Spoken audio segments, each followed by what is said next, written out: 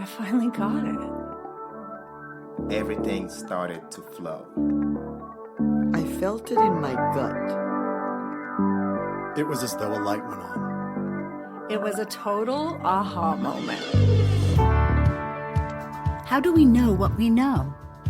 Scientists uncover facts. Nature imparts wisdom.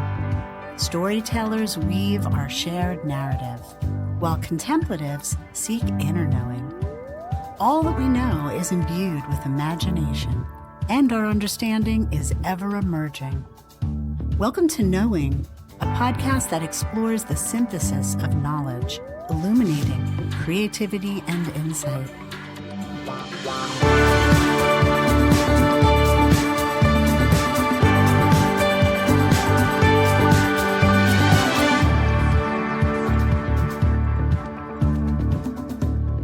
Hello, friends. I'm Wendy Tremaine, and I'm here with my co-host, Rob Stroop. Welcome to Knowing. Rob, would you like to start off our show today with a little bit of what you and I went through as we explored today's topic? Tackling the environment has always been kind of a daunting thing to me because the problems are so big and it makes me feel powerless. And I think it makes a lot of people feel that way. Mm-hmm. So in this episode, we really tried to bring people forward that are doing their part in their own way. Like I've heard you say, there's no recipe that works for everyone in this arena. Mm-hmm. So our guests, one of them travels and researches and writes books. One of them works on specific water initiatives in their hometown. And then one of them is a revolutionary, boots on the ground, fist in the air kind. They really bring forward this idea that is our theme, which is synthesis of knowledge. These are distinct knowledge types. Yeah, they all contribute to the whole, but none of them feel like they have to be the whole within themselves, to solve the whole problem. So we tried to tackle this, and we named it after one of our guests, Earthalujah, and you'll see how that unfolds. But this particular topic, you shared, Wendy, that it had a profound and interesting impact on you. Can you share that with us? It did. This is really surprising to me, I have to say, because we're 5 episodes-ish into producing this show. We're exploring the notion with the show that a synthesis of all the known kinds of knowledge may expose a new ground, and that ground may be where we get creativity and insight. And wow, if we were right, that'd be pretty amazing. So here we are, composing the show. I'm immersed in all the different kinds of knowledge around today's subject, the wellness of the life on this earth. And I have an aha. I have an epiphany, a real, genuine one that is the result of being immersed in a synthesis of knowledge. Cool. I know, I'm still kind of blown away by this. But anyway, I'll just preface it here. I won't get into it, but I will talk about it at the end of show. So the broad sweeping strokes is the aha has to do with harmony. And I think harmony might be a field of knowledge in and of itself, yet unexplored by us humans. So a field like science or a field like emotional knowledge. And interestingly, in these complex and polarized times, it might be the knowledge most needed. Yeah, cool. Yeah. I'm excited. Yeah. So, okay, let's get a little deeper in here. I was just so pleased that you had a chance to speak to a real hero of our day. I would love to hear a little bit about that hero, Alan Weisman. Alan is a journalist first and foremost, and then a writer of books second, although as it turns out, a very successful author. But the role of the journalist is a unique voice that adds to the synthesis of knowledge that you're talking about. Alan travels all over the world and has done so for decades. When Chernobyl melted down, Alan was there. He covered the Katrina disaster. He reports on the Great Pacific Garbage Patch, which we all know is that giant pile of plastic we've left in the Pacific Ocean. He's covered global climate events all over the world, including pollution in China, melting Arctic ice, and the deforestation of Amazon rainforests. And he's not only covered the events themselves, but also the response, or sometimes lack thereof, of institutions and governments to meet this moment. Mm-hmm. And I know that this whole arena of environment that he contributes to is also a topic that's very personal to you and your background. Can you share a bit about your background in this arena? Oh, I'm no Alan Weissman. He wrote for NPR and LA Times, but I have my own little spot in this arena. I do. And it is super personal. And that brought me to a couple of today's guests, my own experience. So, back when I lived in New York before moving to New Mexico, I was mostly an artivist, is what we called it. And I guess that's now been a phrase that's coined. A lot of my friends were doing art projects on the street. And then some people called it guerrilla theater. And Reverend Billy Talon is a performance artist, activist, theatrical character, actually, that I met at that time. And he had the Church of Stop Shopping, which has become what we know now as Earthalujah. He migrated the message. But we chose him for the show because art speaks in a voice that's really different than, say, Alan Weissman, that intellect or that scientific ground. It speaks softly to us. It speaks to our imagination. So in my endeavors, I meet Billy Talon, and then I decide to change what I'm doing, and I take on a project of I'm going to try to live my life hands-on. I'm going to try to make everything I need to live, power, fuel, water, domestic goods, everything. And I moved to New Mexico. And one of the first things I encounter is I'm in a desert and there's no water. So I meet another guest on today's show, Brad Lancaster, who really showed me the power of community development. When you write a book and you win an award for sustainability, everybody comes to you really quickly after that, and they want formulas and recipes. Like, okay, you must know. How do we do it? What do we do? And I think that's the thing that ties me most into how we approach today's show. Because if there's one thing I learned, there is no formula. Mm-hmm. The formula is a list of questions. Where do you live? What are your resources? How much tolerance do you have to risk and stress? What are your human resources, your friends? It's an impossible thing to get a formula around. And I think our show today reflects that same thing. It's just how many voices can you gather? So it's kind of great timing that we're having this episode now, because just this month, my book, which was published in 2014, and we sold out in print last year, it just came out in audio this month. So I'm going to do a little, excuse me for self-promoting, but the book is titled The Good Life Lab, Radical Experiments in Hands-on Living, authored by myself, Wendy Johanara Tremaine. And you guys can go hunt it down. I know it's on Apple. I haven't even had the time to check where else because I just loaded this. Okay, last reason for why this show is so very personal to me is it ties into how you and I know each other, Rob. Before I get into that, I think it's worth mentioning that two of our guests, Reverend Billy and Brad Lancaster, both wrote forwards to your book. They did. I'm happy to say we've stayed in touch.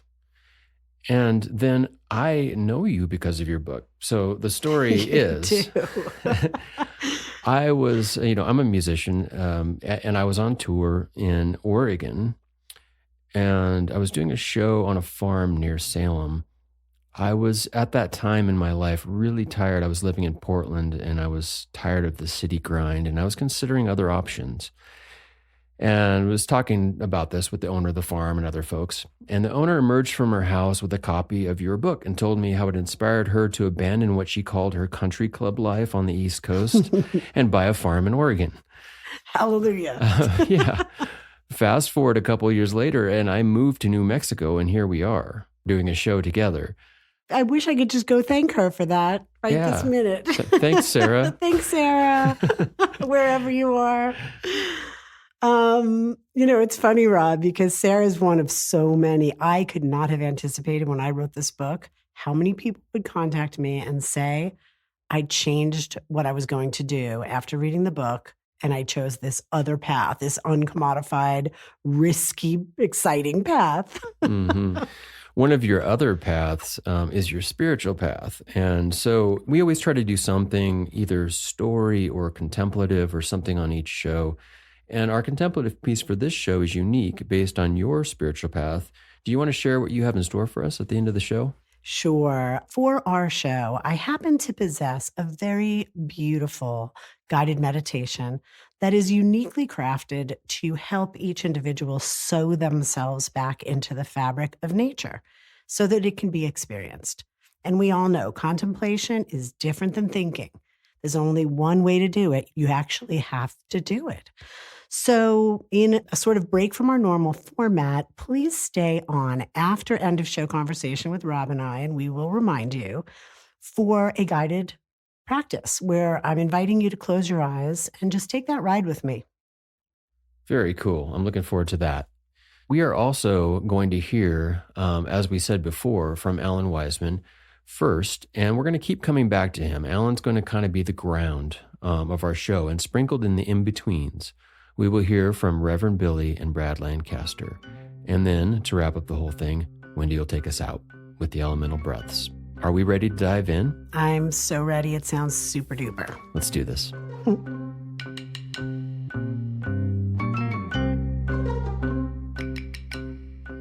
Alan Wiseman is a Fulbright scholar, an award-winning journalist whose reports have appeared in Harper's, the New York Times Magazine, the Atlantic Monthly, Discover, and NPR, among others.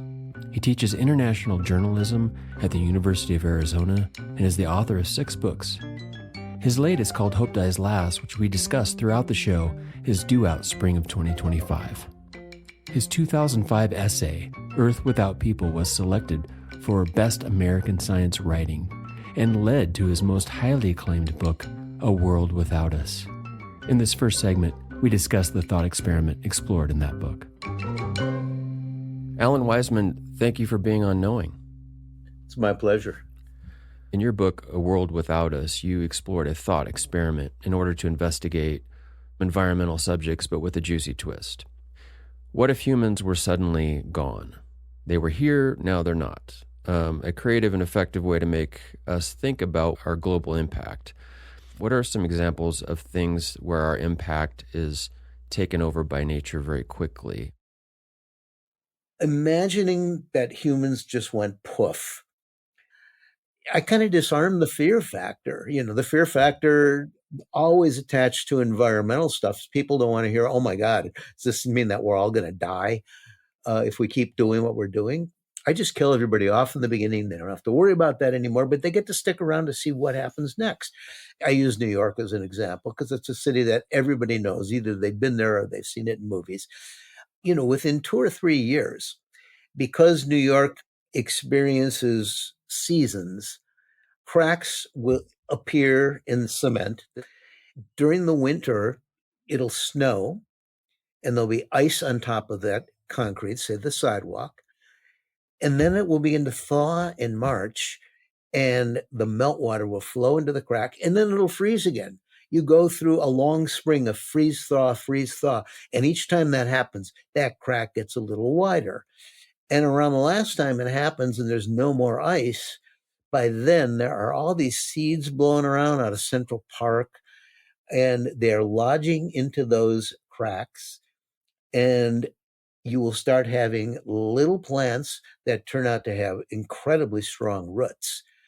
I went around the city, I went under the city with subway engineers that showed me, for example, that they constantly have to keep 800 pumps going to keep the subway tunnels dry, because Manhattan, when the Dutch bought it from the Lenape, the word Manhattan, Mannahatta, meant hilly. It was this hilly island with all these streams. There were like 40 different streams. And the whole city has been flattened down. Grid has been superimposed on it. So all that runoff, some of it gets carried away by the sewage system, but our drains can never mimic perfectly what nature does. So these subway engineers are constantly dealing with all this groundwater that they have got to pump upstream into the East River or into the Hudson to keep the subways from flooding, which they would do within 36 hours after humans disappeared. Why? Because those pumps run on electricity, the power plants would turn off, and then the subway tunnels would flood, and all those columns, say, you're standing at a subway stop at 86th and Lexington, and you got all these subway columns, these big still pillars. Imagine them standing in water. After 20 years, they're going to corrode and they're going to buckle. And then the street, which is the ceiling, is going to collapse. And then suddenly we're going to have streams on the surface again. And then some bird is going to fly over and drop a fish or drop a frog or whatever. Nature is amazingly powerful, and it will find a way to repopulate. Just like one of the engineers who was in charge of 3 of the big bridges that connect Manhattan with the mainland showed me that birds will fly over and they will shit out a seed, that's covered with excrement, which is fertilizer. It'll lodge between the juncture of 2-inch steel plates. And the next thing you know is that an ailanthus tree has sprouted and its roots are pushing apart the George Washington Bridge. This happens all the time. In fact, this guy was great. He said to me, we are in a constant battle against nature that ultimately we will lose. I just won't let it happen on my watch. The unsung heroes in my book are the maintenance people, because it really doesn't take any politicians to hold the planet together. If they all disappeared, we'd go on just fine. But you get rid of the maintenance people, the people who keep our nuclear plants from melting down, the people who keep our roads passable, they are the glue that holds society together. Within 100 years of no maintenance, first of all, I live in a wood house. This house would not be standing anymore. Eventually, some leak will appear in the roof, probably around the chimney. Eventually, all of these things, from mold to insects to small animals, stuff will invade. Any homeowner can tell you that they're in that battle against nature. Without our constant vigilance, they'll win. In the case of cities, I'll just mention one other maintenance personnel, and that is the firefighter. Lightning will strike. Fires will happen without human vigilance, and those fires will spread from building to building to building. Once you have fire, then you're going to have all this carbon material falling to the ground, which is going to simply help build soil. You're going to get leaves blowing in from the parks. In the gutters, you're going to have more stuff sprouting. New York, if it were abandoned tomorrow, in 100 years would have a forest growing in it.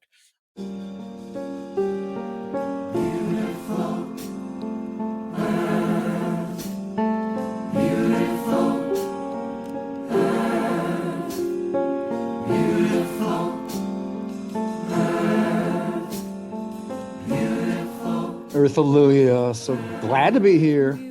You go by the name Reverend Billy. That's how I know you, founder and reverend for the Church of Stop Shopping. And then you have William Talon is your birth name? Yes, back when my family still had hopes for me. Now, I understand you grew up in a Protestant religious family. Yes, the Calvinists of the Dutch Reformed Church. Was Daddy a preacher? Father was silent. He beamed his sermons from a third eye drone that just kind of came into the children. I don't remember him standing up and shouting very much. For our listeners who may not know you, I know you to be someone who's got 30 years banked in what I'm going to call activism. You also wrote a foreword to my book. I know that you host a podcast. You've been the subject of numerous films, created many musical recordings, and then really first and foremost, it seems, have produced countless Guerrilla Street theatrical performances. Yes. Well, that was pretty good. I would say that just updating our work right now, we have a storefront church in the East Village of New York City called the Earth Church. I wish you vastness, vastness, vastness. I wish you unknownness. We can belt out a tune, and we make our own original music from our activism, and then we sing during the risk of arrest. And then if we get arrested, we sing while we get handcuffed and we sing in the jail, and then usually get stopped by the judge. At that point, you can't sing anymore. The judge shushes you or has somebody in a uniform come over and stop the singing. But we didn't invent the idea of progressive activism while singing. I'd go back to the abolition of slavery, go back to the labor movement, civil rights movement, peace movement, women's movement, every social movement that was successful and lent us freedom from the struggle. They were all singing. Let's you and me go flying. Take a rocket to the innocent breeze. Take a rocket to the innocent breeze. Breathe the small. We take it to an extreme. We sing all the way into jail, and we're in touch with Joan Baez and Neil Young, and we try to stay in touch with some of the people who have kept the tradition of protest singing alive and well. The beginning of our history, the activism was organized under the umbrella of anti-consumerism. We were the Church of Stop Shopping. But gradually, over the 20-year history, it went to the other side of the spectrum of anti-consumerism. It went from retail battles at Walmart and sweatshops and union busting and that gentrification and that kind of thing. And then it came over to just the earth, Earthalujah. The earth is our government. The earth is our culture, our economy, our religion. It's Earthalujah all the way. We're the Earth Church. And consumerism drives climate change. So, we're still in the same area. Some of the movements you've worked alongside with are Critical Mass, Occupy Wall Street, Black Lives Matter, and numerous others. So in that context of bringing the Church of Stop Shopping and Earthalujah to those actions, it sounds like you're actually creating or have created a container that allows in all of these ancillary related voices and then signals that out through a variety of media. The choir has bonded heavily with the various movements. Occupy Wall Street, we were the Zuccotti Park choir. We were there a lot. And with Black Lives Matter, we were not nearly as central, but we got arrested a lot. We got arrested 4 or 5 times for Black Lives Matter, and only once that I remember at Occupy. But then we went out around the world and toured the Occupy cities, Zurich and London, and we just went to a lot of different tent cities and performed. Whenever we could get up enough money to ship people, whether it's immigration rights or whether it's saving a community garden or whatever the issue may be, and we say yes as often as we can. But now, the last couple of years since Extinction Rebellion began in late 2018, I would say that we've really been sticking to the earth. We have 5 million stranded people from the floods in India and Bangladesh. We have, just everywhere, every ecosystem you look at, the degree to which the 6th extinction is accelerating can't be denied. I am the X in extinction, you fools, your children's children from 2044. When we were at Glasgow at the climate conference, the corporations sent out this hilarious press release. They were promising everybody, they thought that this would calm us down, right? They promised everybody that they would be net zero CO2 emissions by the year 2050. That's 2050. What will that be like then? A Hieronymus Bosch painting. Does this become authentic religion in some way for you guys? Religion has been so corrupted, the phrase, that we don't use that phrase, but we certainly enter trance states, and we have versions of prayer when we talk to the trees. We're earth mystics here in the middle of 10 million people. We're trying to haul an earth faith into the center of a metropolis. So religion is just a word that we are afraid of. In the Christian culture of the United States, we've been raised with a lot of apocalypse and promised land and Garden of Eden. And we have a whole cycle of earth, life, and death that we're raised with. And we go through a process of discovering that that's fictional, that it's culturally specific, that all cultures have some version of it. When you've gone through that and then float for a while and then start patching together your own spiritual life out of artistic experiences, natural world beauty, friendships, relationships, you just start patching together a kind of DIY spiritual life. Now we have a community of 30 singers and people that come to the Earth Church, and we're creating a kind of open source system of belief, if I can put it that way, so that we can be together. Take it to it, take it. All this faking to it. Do it. Shine to it, cry to it, throw a line to it, sing it to it. Part of the hesitation to be affiliated with the words of the big institutions, religious and otherwise, military, business, government, is that they all are late to an awareness of the Earth. They are all dragging their feet on climate change. They have no way of putting this apocalypse into their business plans. They're killing the Earth, and they know they are, and they continue to do it, and they're making billions of dollars. But it's just generally across the board, major institutions, they just have not shown up. And so we're highly motivated to begin our own gatherings. In our history, new gatherings made new culture. Certainly the 60s, the 1840s. It happens every once in a while. And it's happening in our time. I mean, you referenced Burning Man, and that stands out to me as one of many communities that are blossoming in our time as a sort of response to all the things you're describing. Larry Harvey, Stephen Raspa, Marion Goodell, they traveled the world. There are hundreds of them now. And they would come back and they would tell us about, the Burning Man in Israel, the Burning Man in South Africa, the Burning Man in Poland. It was a discovery that was made famous in Nevada, but certainly it was needed throughout the world. And I do think that going back to nature is something that nature will be forced on us by nature. I mean, if you think you're not ready to go back to nature, Hurricane Sandy is sweeping into your building. It's happening anyway.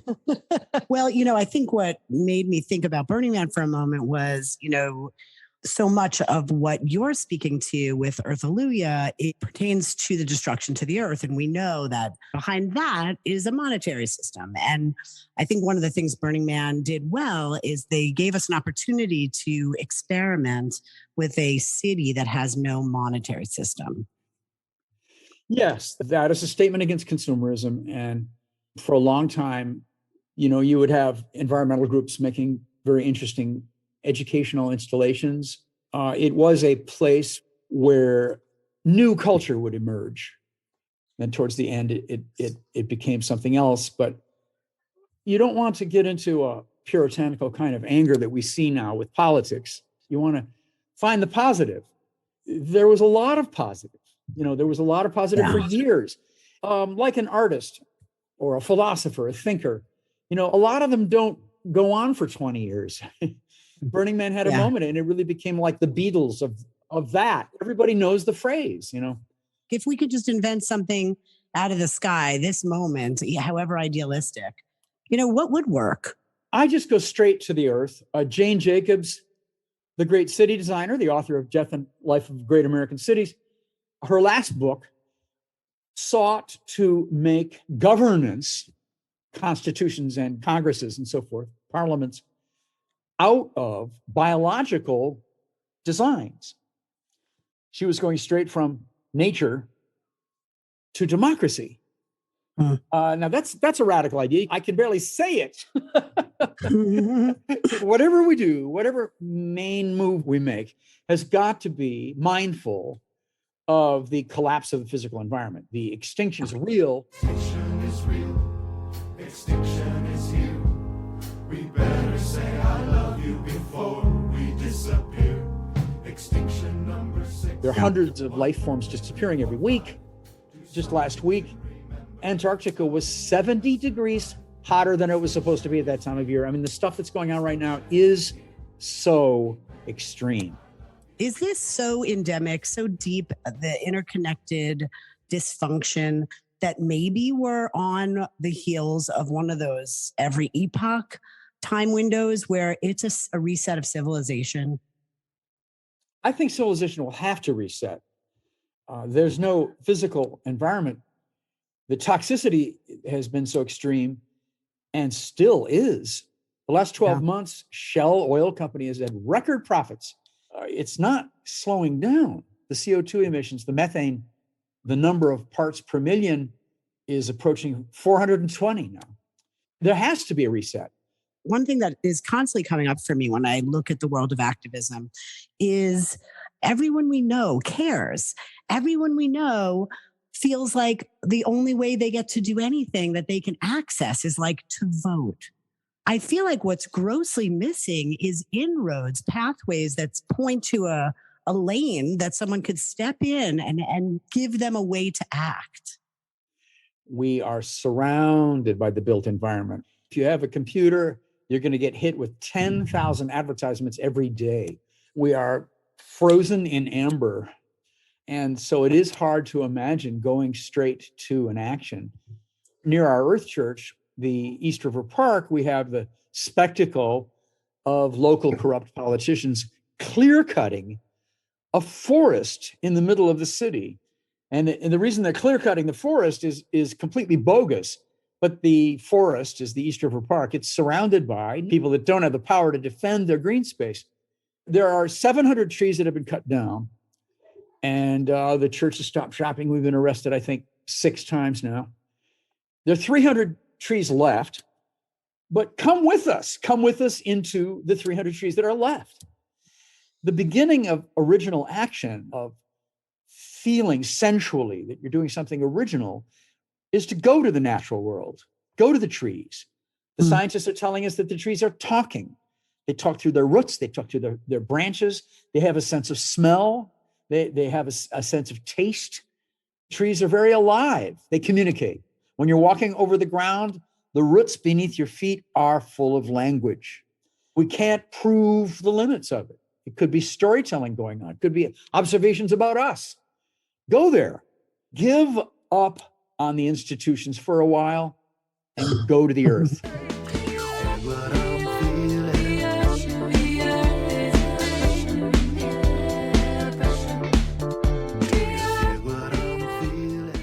Billy, you mentioned that the church Stop Shopping had been arrested a handful of times, but I thought that you had personally been arrested like dozens of times. You know, I kind of lost track, first of all. We always say to the press 60 times. I have been detained endlessly. People for years in New York, people would just go to the fake preacher, take me, put me in the back of a cruiser and lock the cruiser and walk away, have a beer, because they would be able to stop the protest. You know, they would take my bullhorn. It's like a museum of 20 Reverend Billy bullhorns in the police warehouse in Queens. So that's what they did for a long time. So I would be kept there for an hour as people dissipated, and then they would let me go. Sometimes they would take me to the local precinct, just to the tank. The paperwork of the arrest process is very mysterious and basically unaccounted for. So we're catching them constantly and suing them.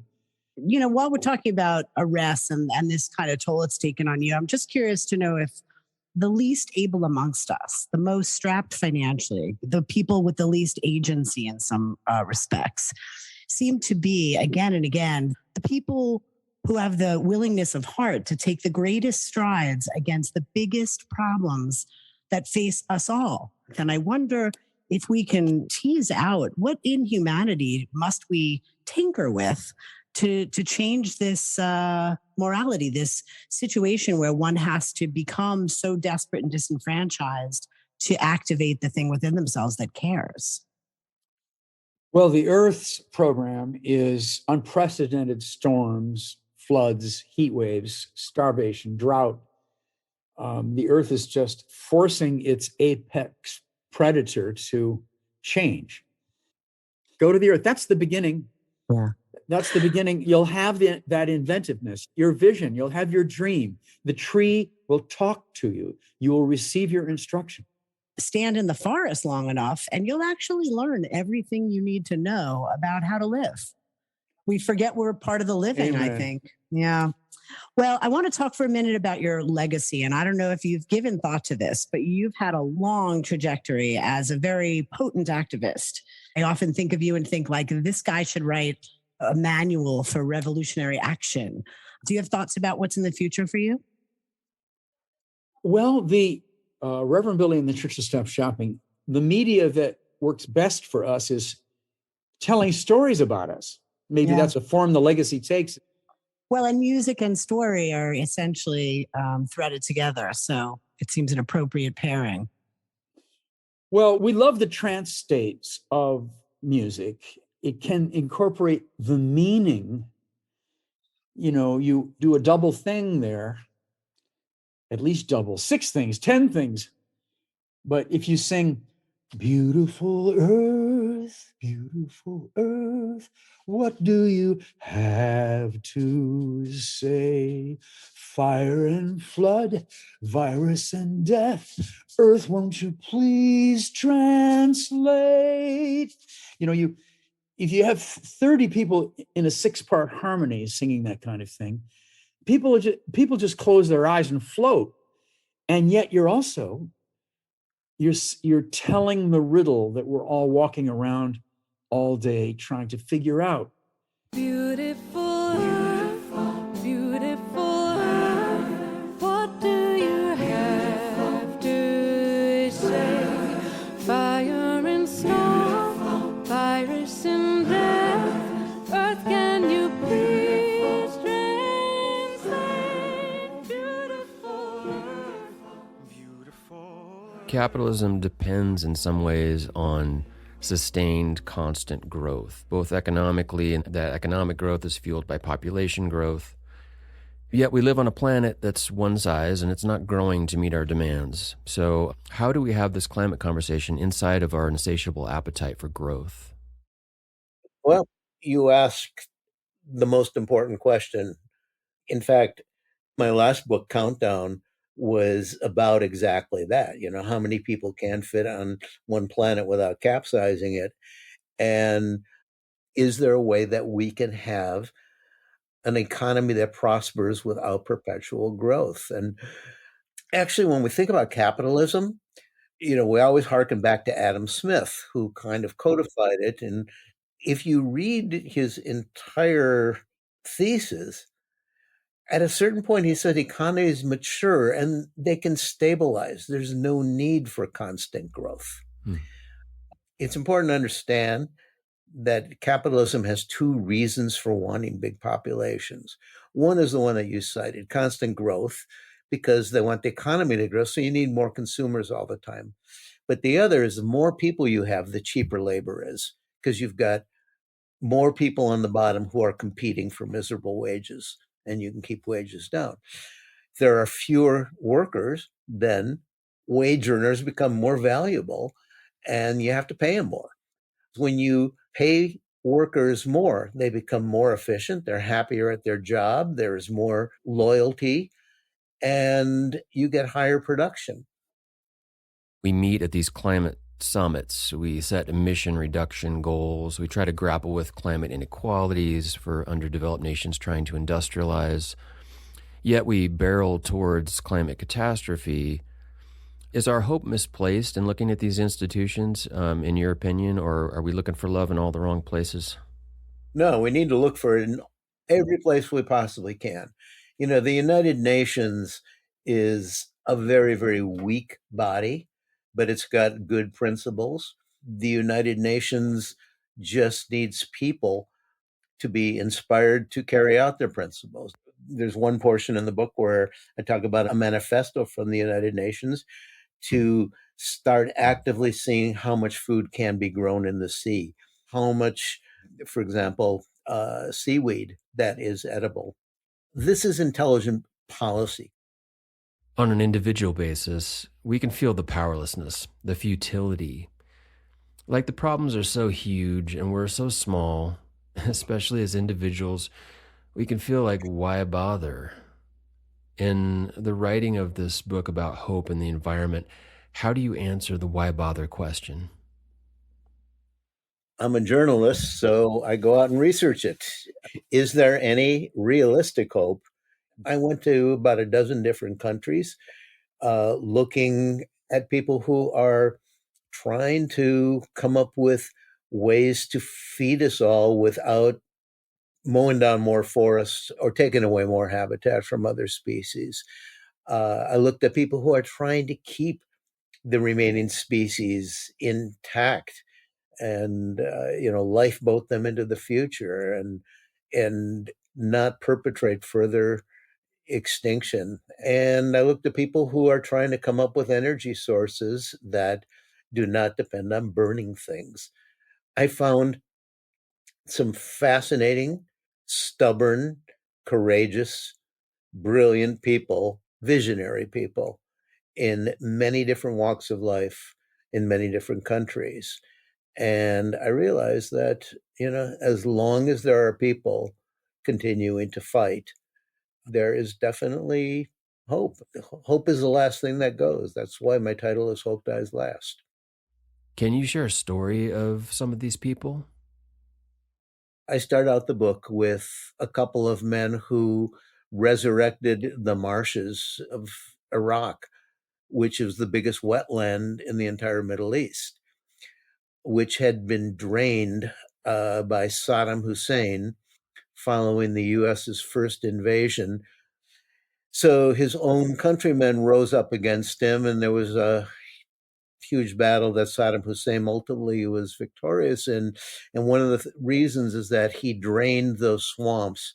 He literally deflected the Tigris and the Euphrates away from these marshlands in order to flush out Shiite rebels who were hiding in the impenetrable thickets there. It was one of the biggest ecological disasters in human history. A couple of Iraqi engineers decided to try to divert the waters back into the marshes, even though biologists told them that all was lost, that nothing was going to come back.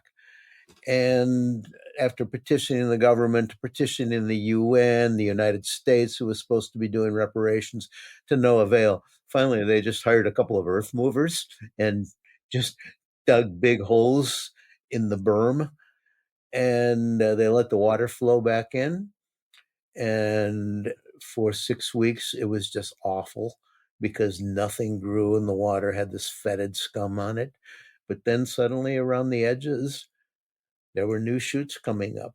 And the people who are motivated by, in this case, one of those engineers was born in the marshes, and the other one grew up nearby and would fish in them all the time. And they wanted to bring it back because they remembered how beautiful it was in their youth. And, they're winners in the International Goldman Prize for what they did, but the battle is not over. They've had to become adept politicians to try to convince their government to fight to keep water flowing through Iraq, through those fabled rivers.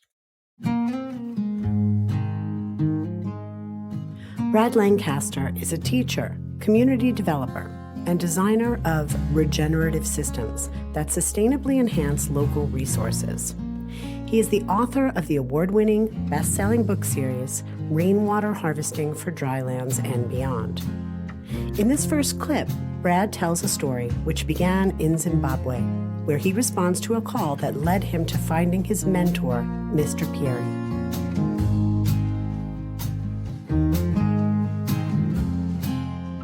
I found myself in the small town of Zvishavane in the driest region of Zimbabwe.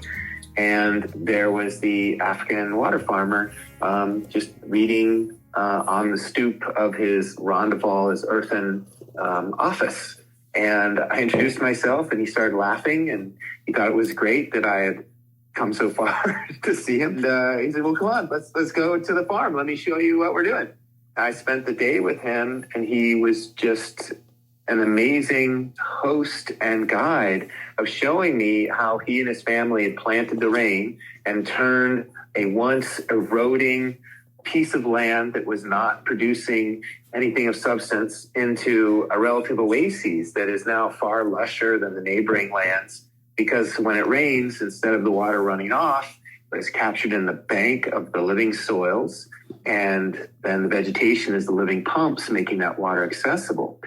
He and his family raised the groundwater table to the point that the groundwater came up to the root zone of the plants, and they no longer needed their pumps in their wells because the water came to them instead of them having to go to the water. I was just completely inspired, because when I look at what this family has done just with hand labor and teaching themselves, no one showed them how to do this. They figured it out on their own. Look at what a transformation they have created in turning this around and inspiring others as well. And so I've been thinking of leaving my community of Tucson because the water situation was getting steadily worse. And I asked him, hey, do you have any advice of where I should go? And he slapped me on the shoulder. He said, do not go. He said, you need to stay. You need to set your roots deeper than you ever thought possible. You need to figure out how to turn your problems into solutions. And if you can do that, you can go anywhere because you'll have that ability. But you won't go anywhere because you'll be rooted in home.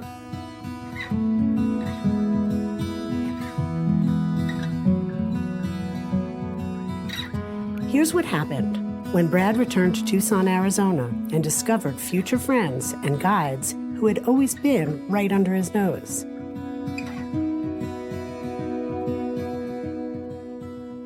I then got on the bus after leaving him and was just so excited and wondering, how am I going to do this?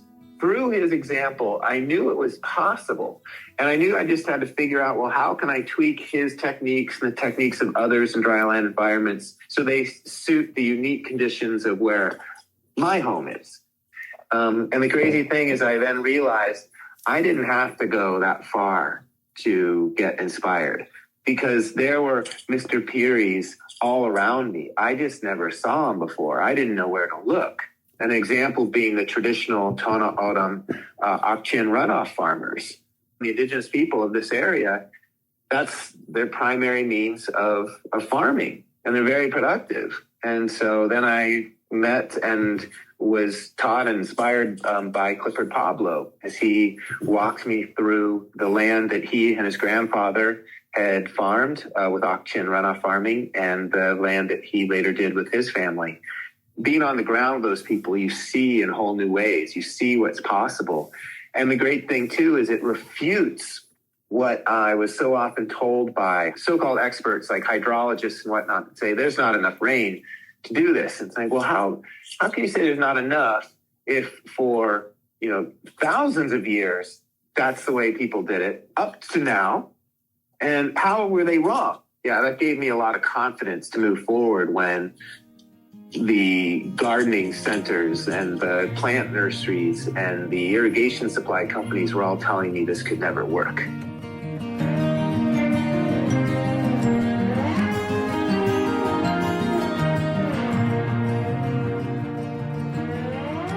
Brad loves people.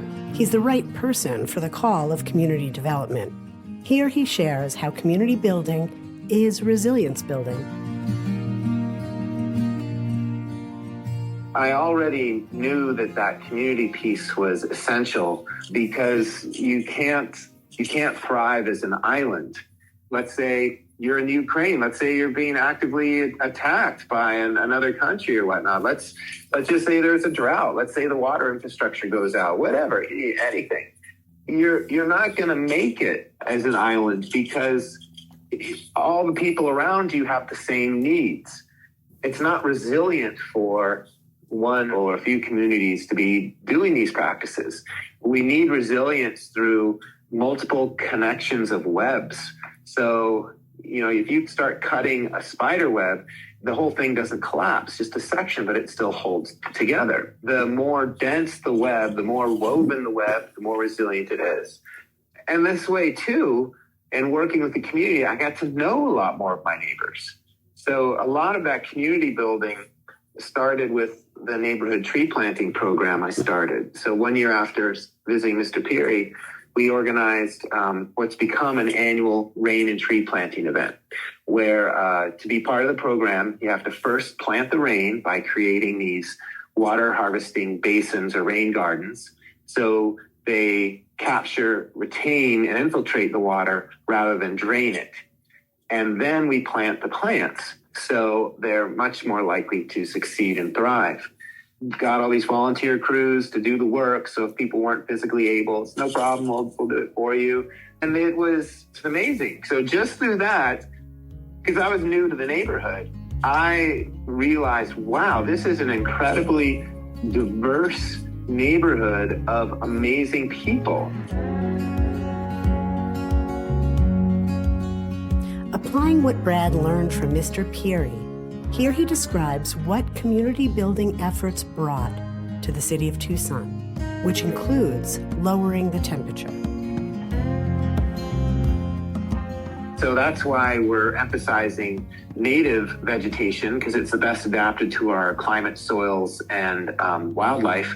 And we're choosing from the local ethnobotanical record what are the plants that have historically and are still today traditionally used as foods, medicine, and whatnot. So we are planting an indigenous rain-irrigated orchard, pharmacy, craft store, and then having workshops and whatnot and events to showing people how you utilize this stuff, basically celebrating the botanical history of this area. So you're linking not only to the ecology, but to the cultures of this place. Everywhere where we've got this planting of water and the native food forest, we have dropped the ambient temperature within the shade of this living shelter. Looking at it big like that, or just looking at, hey, I'm cooler when I step off the street into the public right-of-way adjoining my property. That's the primary thing that motivates me. You step into that. It's it. Yes, I feel that. I experience that. Look at how this life is taking off. I don't have to engage anymore. It's just doing it. I don't feel alone. I know I'm collaborating with all these other life forms. And that is just super uplifting.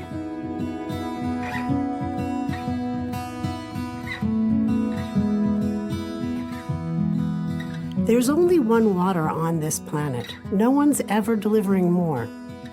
Brad shares a view of this, a way to understand water that makes all of our lives better.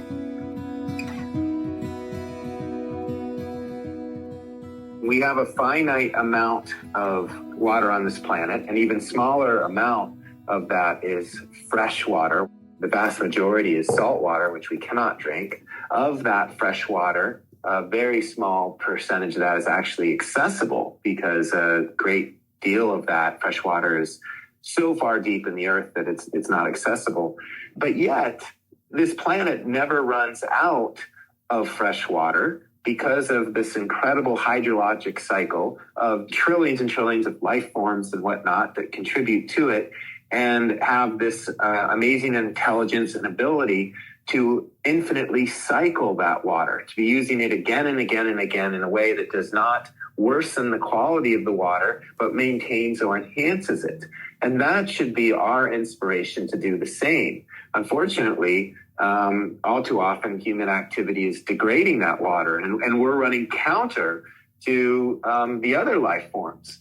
But if we can instead do likewise, we would have far fewer droughts and problems with water, because we too would be making that limited amount of water infinitely available. Crazy thing is, here in my desert community of Tucson, Arizona, with over 500,000 inhabitants, more rain falls on our desert city in an average year of rain than the over 500,000 inhabitants consume of municipal water in a year.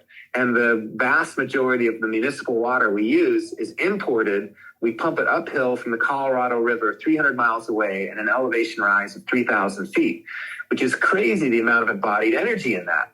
But when we realize, whoa, wait, more rain falls on the city than the city consumes of water in a year, that shows us there's a huge potential we're not tapping into.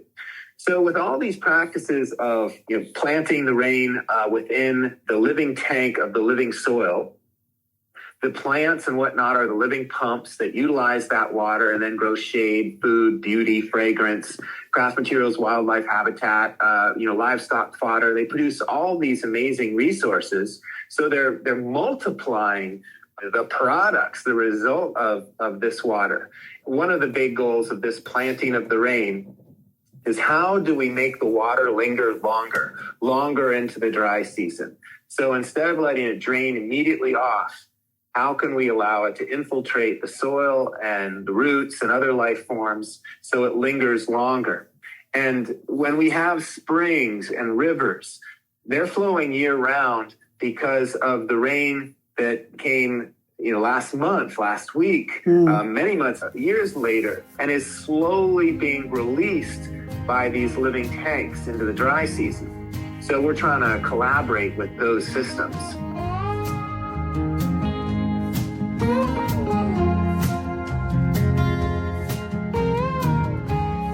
In this final clip, we're invited to grab onto Brad's optimism for a new view of what may be ahead. Well, if we're practicing these principles and trying to evolve our realization of them, we're going to be in 5, 10, 15, 20 years, we're going to be so much further along than we are now. We're going to be able to see and do things that we can't see and do today.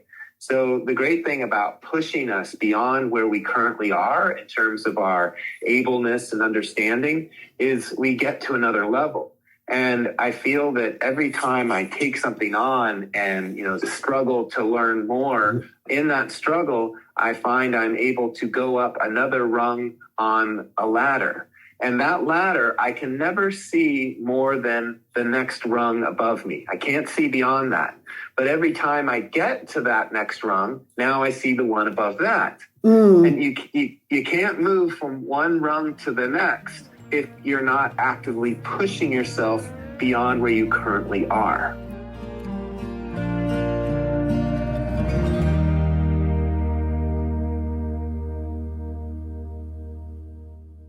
It sounds like the Earth is pretty fast at taking back what we build. What are some of the human activities that will have longer-term impact? I get to put in a plug here because my wife is a bronze sculptor. Bronze is very close to its elemental form being copper. Most bronzes will last an awful long time. We would have a lot more of the bronze statuary from antiquity along if they hadn't been melted down to turn into swords, unfortunately. To me, our arts are some of the finest forms of human expression. And it's kind of nice to think that Rodin's sculptures will still be around long after we're gone. That to me is a positive impact that we've had on the planet. We've added a lot of beauty. I follow the Voyager spacecrafts out into space that are all carrying, because Carl Sagan realized that this was important. He hired an artist to design, basically, it's a long playing record, but it's not made out of vinyl, it's gold. And there's even instructions, pictograph instructions, explaining how to use a needle to evoke the sounds that are in those grooves of human cultures from all over this planet. Chants from Africa, from indigenous America, Chuck Berry, Louis Armstrong, Duke Ellington, Mozart, Queen of the Night's aria, in which she hits the highest note in the operatic repertoire, is there just to sort of symbolize humans reaching for the heights. That's something that is still flying out there in space until some alien spacecraft intercepts it. It may be there for billions of years. And our radio waves, even though they're going to be very, very diffuse, you're broadcasting this podcast that's going to go out there and it's going to keep going in some tiny little way. We'll still be here.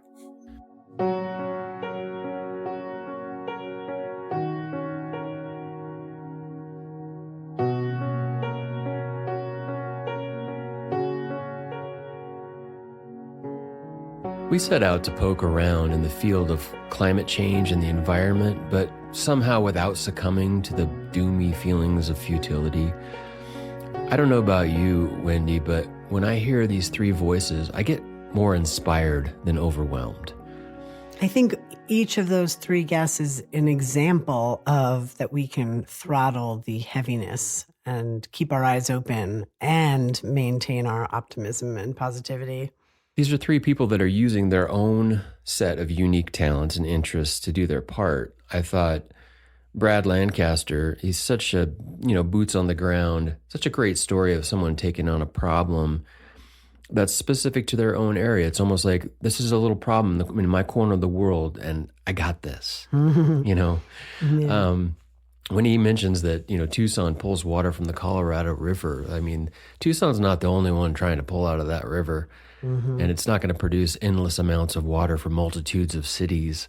So he's doing great work. Oh, yeah. Yeah, there's only so much snow melt, Right. And then Reverend Billy, he just cracks me up. I mean, I love listening to him. He's such a ham bone, right?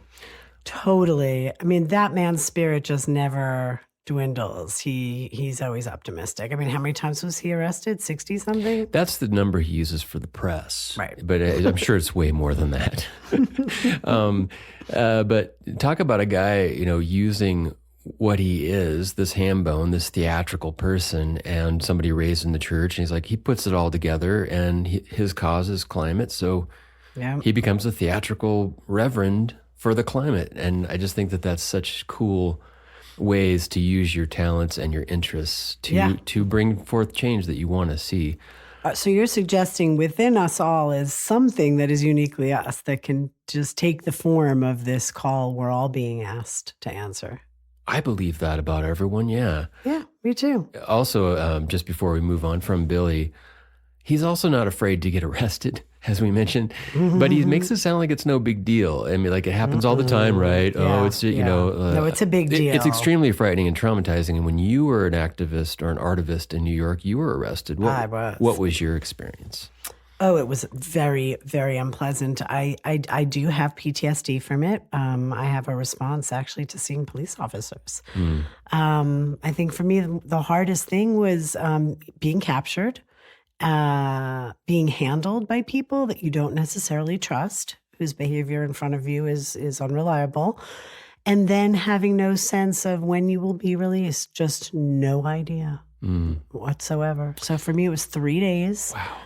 And I was scooped up, because I was near a protest. I was doing nothing at all. I was just walking to the subway. And at that time, during the 2004 RNC, they just put nets out and captured random strangers. I was in jail with a dad dropping his daughter off at NYU who went out to get Chinese food. Wow. Yeah. Well, so Reverend Billy, like we said earlier, boots on the ground, fists in the air, getting arrested. 60 arrests, no small task. No. They don't make that fun. And he manages to weather that without feeling traumatized. He feels light. He does. Yeah. It's really remarkable. And then, of course, we had Alan Weisman. No, he spent so much time traveling and studying in this field. He could have been a whole show on his own, honestly. As long as there are people fighting the good fight, there is hope. I think is what I carried away from him. And he realizes the importance of writing in such a way to reach a broad audience, using the thought experiment that he used in World Without Us as an obvious example. But we talked about his editor, in conversations that he had with him about Hope Dies Last, and they just kept coming back and back and back to hope, seeing how badly it's needed to engage an audience in this field. Yeah, I think they're onto something there. He could have taken a different and easy probably path, which is to write a book to his peers. But I think one of his unique talents is that he finds a way to broaden it to be appealing to everybody. He's like really good at taking weird angles and calculating weird data points that are intriguing to us. And certainly the thought experiment of The World Without Us was that. Yeah. That was masterful. Okay, well, I think that's great. I really enjoyed all of these voices. At the top of the show, you mentioned having an epiphany regarding harmony, and I'm curious about that. Can you please tell us what you discovered? You know, I hear it in the way we're talking about our guests. They're sort of broadcasting a type of harmony, which to me is not so different than like improv, which is like yes and, right? You never say no. You have to keep like the hot potato ball rolling, which is the humor. So the momentum is yes and, yes and.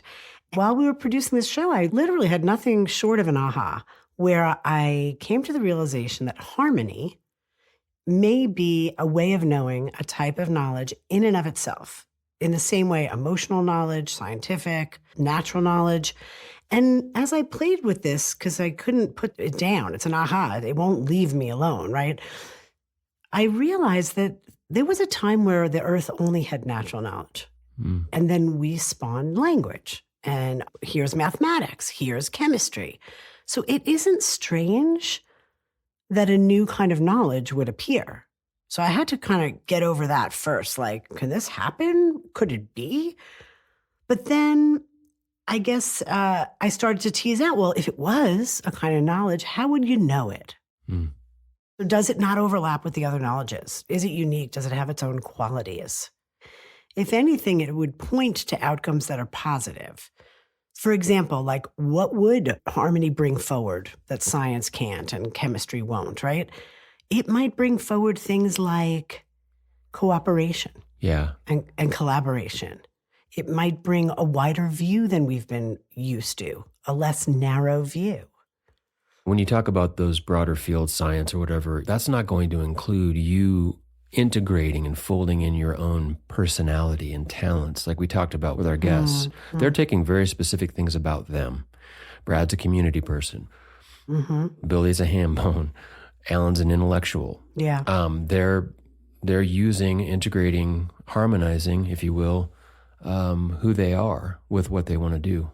Well, I think you just summarized it really well. If we were to say that what harmony brings forward is cooperation and collaboration, all our guests are not in competition with one another, right? They're each addressing a same problem in a completely nuanced, individual way. There's no squashing of other. It's a widening of lens, not a reductive lens. Yeah, we need all of them. We need all those voices. This is a big issue. We need all hands on deck. All hands on deck. So I got a couple other thoughts about harmony. Like if I was a scientist trying to be like, is this a new form of knowledge? I might ask, what is meaningful about this that's distinct? I think it's meaningful that it's innate. When harmony exists before us, when we're in it, I don't think anyone in the room, so to speak, would disagree. I think we have a sense that's like, yeah, that's harmony, right? When we have it with music, oh yeah, that's harmony, that's disharmony. As we heard the choir sing, like Billy says, you just close your eyes and float because you're experiencing that harmony in a musical sense. So how does that come forward? As a knowledge? Yeah. So how do I close my eyes and float? Yeah. Well, let's go to the feeling, right? So harmony, if we were trying to like fine tune what it is, I would say it's universally pleasant in how it's felt. If it has a feeling, I would say it unguards us. So there's like related to trust. Yeah. I would say it has an opening direction, right? Not a shutting down. And I would say it almost invites forward movement, like a kind of optimism. And those are really distinct to harmony. The effect of harmony would be our stress goes down, that we might share more, and maybe we wouldn't have war. Wow. Yeah. Right? On a macro level, that would be amazing. In my own life, I guess maybe this is almost like a little challenge for myself and for our listeners to find their own harmony. In my case, doing music and writing for this show is part of my own sphere of harmony. You mean where you get to attempt it or tinker? Where I get to integrate myself with what's important to me in the world. That's a harmonization. If we determine, yeah, this is a knowledge, then how would we cause it to come into being? What would we have to do? And I didn't go far with this. I just started, but I think we just suppress what causes disharmony. But maybe most important, we just recognize if it is a knowledge, it can be cultivated, just like science and chemistry and all the others. It could be developed into a skill. We could build language around it, and we can develop mastery around it. So I guess I'm asking our listeners and maybe you, Rob, to just think on this with me. I'm not going to put this down anytime soon. And let's see where it goes. But I want you to take a minute before we sign off on this show to share. You brought some special personal stuff to this episode, and you really do to every episode, but this one in particular. So can you share a little about the music our guests are hearing? What's unique about this episode is that all of the music used in the Brad Lancaster segments are instrumental mixes of my new record. So this is my little shameless self-promotion moment. Go for it. Look for the artist Kick Stand Up wherever you stream music, and look for an album titled The Unlearning to hear the full vocal versions of these songs. That's my little 8-song album I put out earlier this year. It's really good. And, like a lot of artists, you make it hard for people to find you going under a different name. So to be clear, the artist's name is Kick Stand Up on that. Yeah. I'm going to just follow you down the path of shameless self-promotion and remind everyone that The Good Life Lab, Radical Experiments in Hands-on Living, my book, is newly available as an audiobook on most audio platforms. We're ending the show a little differently, so hang on after end of show because we added me presenting the elemental breaths, which are a way to take all the things we talked about on the show and make them personal and experience them. So just close your eyes, breathe with me. It's just a couple minutes. And before we go there, I just want to leave our listeners with one sentiment. As they're finding their own equation of harmony, don't forget that one element is undoubtedly getting in nature and communing with it and connecting to it. As Billy suggested, give up on the institutions for a time and go get your instructions directly from the trees. Earthalujah. Earthalujah, Wendy. Okay. The elemental breaths. The earth breath. Breathe in and out through the nose. Breathing out through the nose, notice the Earth's environment, gravity, telluric energy, mineral in stone and rock. Breathing in through the nose, recognize the breath has no boundaries. As the breath moves inside, recognize the same elements of the earth in our teeth and bone. We're held to the planet by the force of gravity.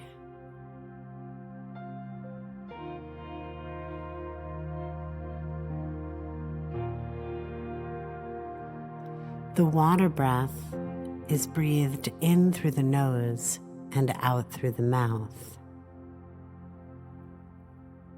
Like systems of evaporation, water rises from the earth into clouds, where it is stored and then released through rain, through vapor, fog. In through the nose, out through the mouth, we might imagine water pouring down from our head, moving across the body, which is composed mostly of water. And as part of the hydrology of the earth, when the water leaves our body, it's been changed. We've added nitrogen, released through urine, which feeds plants and trees.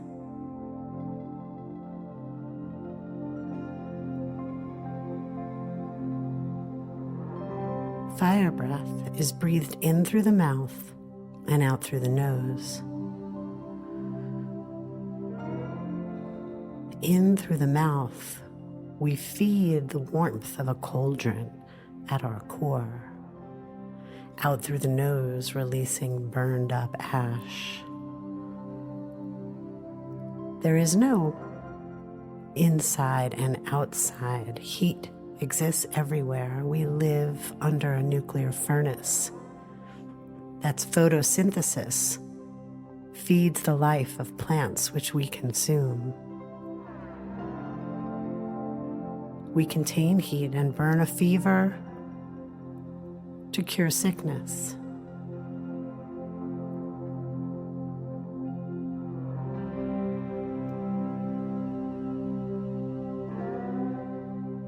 The air breath is breathed in and out through the mouth. It's a very small breath.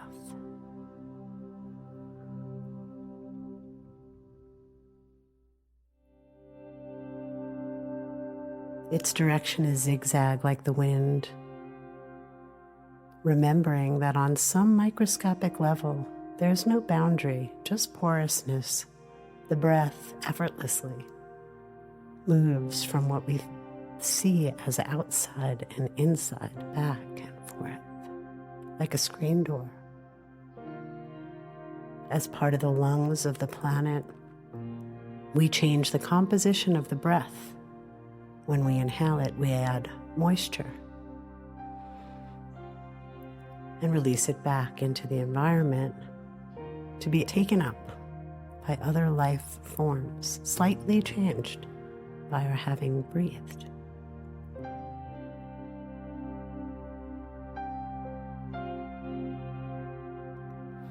The elemental breaths are an opportunity to remember there is no inside and outside.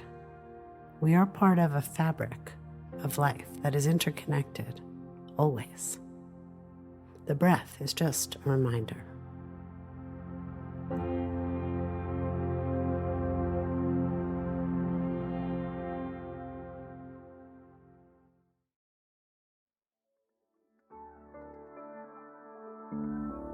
Thanks to Reverend Billy and the Stop Shopping Choir for the use of their music in this episode. And look for them summer of 2024. They are on the Love Earth Tour, opening for Neil Young all over North America. Look for tickets in your area. Also be looking for Alan Wiseman's new book, Hope Dies Last, releasing spring of 2025. We are always delighted to receive feedback from our listeners. Email knowingpodcast@gmail.com and stay connected on Substack. Knowing is written, produced, and hosted by Wendy Tremaine and myself, Rob Stroop. Original music and sound design also by Rob Stroop. Recorded and produced at Taproot Studio, Truth or Consequences, New Mexico. Knowing is a production of Chapter 24 Media. Thanks for listening.